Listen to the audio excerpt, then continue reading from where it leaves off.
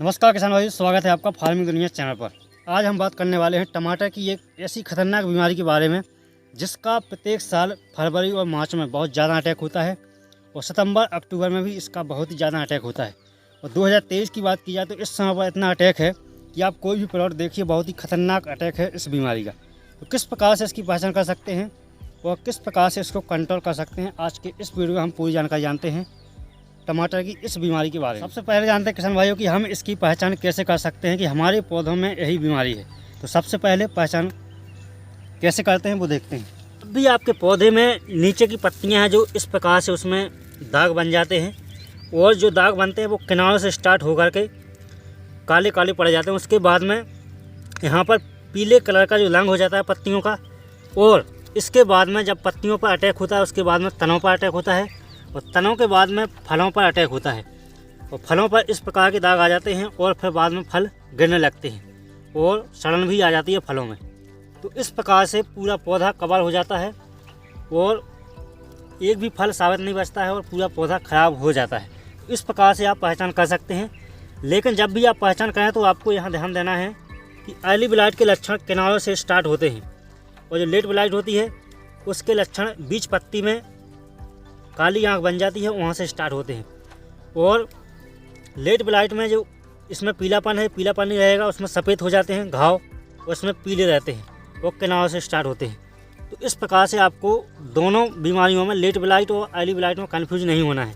इसमें जो लक्षण है ये अर्ली ब्लाइट के हैं और इस प्रकार से लक्षण आपको दिखाई देंगे पौधों में।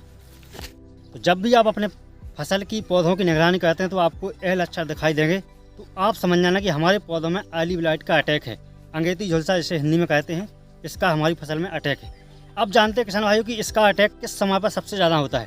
तो जब भी मौसम में जो तापमान है 24 से लेकर के 29 डिग्री सेंटीग्रेड के बीच में होता है और जो नमी है वो 90% होती है, तो इसका अटैक सबसे ज़्यादा होता है।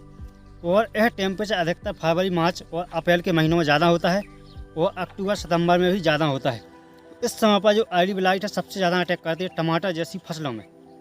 इस प्रकार से जब भी इस प्रकार का मौसम हो तो अपने पौधों की निगरानी करते रहें और जैसे ही इसका अटैक हो तुरंत उसका कंट्रोल करें। आप जानते हैं किसान भाइयों कि हमने पहचान तो कर ली, लेकिन इसको कंट्रोल कैसे कर सकते हैं। तो सबसे पहले आपको जैविक तरीके से कंट्रोल करना है। यदि जैविक तरीके से कंट्रोल नहीं होता है तो उसके बाद में आपको दवाइयों का स्प्रे करके उसको कंट्रोल करना चाहिए। तो पहले जानते हैं हम कि जैविक तरीके से हम इसको किस प्रकार से कंट्रोल कर सकते हैं। तो सबसे पहले जब भी आप नर्सरी से पौधे लाते हैं तो उसको चेक करें कि इसमें कोई बीमारी तो नहीं है। यदि है तो उसको नर्सरी में ही कंट्रोल करें, जिससे आपका जो प्लांट में बड़ा खर्चा होता है, ज़्यादा दवाइयाँ लगती हैं, नर्सरी में बहुत ही कम स्प्रे में, कम दवाइयों में आपका इसका उपचार हो जाता है। और जैविक तरीके से यदि आप कंट्रोल करने जाएंगे तो आपको डर्मा जैसी जो जैविक फंगिसाइड आती हैं उसका यूज़ करके आप इसको कंट्रोल कर सकते हैं नर्सरी में ही। इसके बाद में जब भी आप किसी भी खेत में टमाटर लगाने जा रहे हैं तो उसको पहले देखें कि इसमें कोई ऐसी फसल तो नहीं है जिसमें अर्ली ब्लाइट का अटैक हो, क्योंकि टमाटर के अलावा बैगन, सेम, इसमें भी अर्ली ब्लाइट का अटैक होता है। और यदि ये फसलें हैं आसपास और उनमें रोग है तो टमाटर में भी 100% लग सकता है। तो इसलिए आपको ऐसे खेत में लगाना जहां इस बीमारी का अटैक ना हो। और जब भी आप खेत की तैयारी करते हैं तो जो भी फसल आपने लगाई है उसके अवशेष बिल्कुल भी ना छोड़ें खेतों में, क्योंकि उस पर फंगस जिंदा रहती है और बाद में वही हमारे पौधों में लग जाती है। और जब भी आप टमाटर लगाएं तो आपको टमाटर की बंदाई जरूर करना चाहिए, क्योंकि जो निचली पत्तियां हैं वो ज़मीन के संपर्क में रहती हैं और वहीं से रोग स्टार्ट हो जाता है। और नमी कम से कम रखें पौधों के पास में। यदि आप सहारा देंगे, बांधेंगे तो पत्तियां जो संपर्क में नहीं आएगी और रोग कम से कम लगेगा। इस प्रकार से आप जैविक तरीके से कंट्रोल कर सकते हैं और ऐसी किस्मों का चुनाव करें जिनमें यह रोग कम लगता हो। तो ये तो होगा जैविक उपाय जिससे आप कंट्रोल कर सकते हैं जैविक तरीके से। यदि जैविक तरीके से कंट्रोल नहीं होता है तो अब आपके लिए मार्केट में जाना चाहिए और कुछ ऐसी दवाइयाँ हैं जिनसे आप इसको कंट्रोल कर सकते हैं। तो किसान भाइयों, इसको कंट्रोल करने के लिए आपको इन केमिकल में से कोई एक केमिकल लेना है जो कि सभी फंगिसाइड हैं।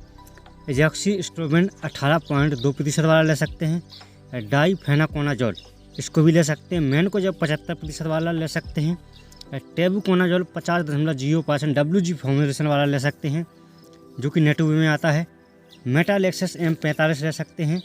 इनमें से कोई एक केमिकल आप ले सकते हैं अर्ली ब्लाइट को कंट्रोल करने के लिए, जो कि इन उत्पादों में आता है।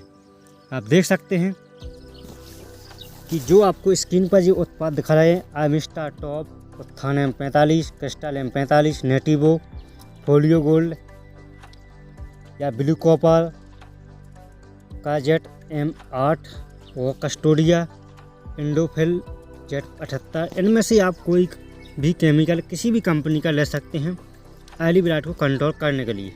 इनमें से किसी एक दवा का स्प्रे करके आप 2 से 3 स्प्रे में पूरी तरह से अपने फसल में इसका कंट्रोल कर सकते हैं। ये था टमाटर में लगने वाला अर्ली ब्लाइट और आप इसको आराम से कंट्रोल कर सकते हैं। ज़्यादा खतरनाक बीमारी नहीं है, फंगस से फैलती है, फंगस कंट्रोल हो जाती है। इस प्रकार से आप अपनी टमाटर की फसल में इस बीमारी को कंट्रोल करके बहुत ही अच्छा उत्पादन ले सकते हैं और बहुत ही अच्छी अर्निंग कर सकते हैं इस फील्ड में। वीडियो कैसा लगा? वीडियो अच्छा लगा तो वीडियो को लाइक करें, सब्सक्राइब करें चैनल के लिए, इसी प्रकार से खेती से रिलेटेड वीडियो पाने के लिए। वीडियो देखने के लिए सभी किसान भाइयों को धन्यवाद।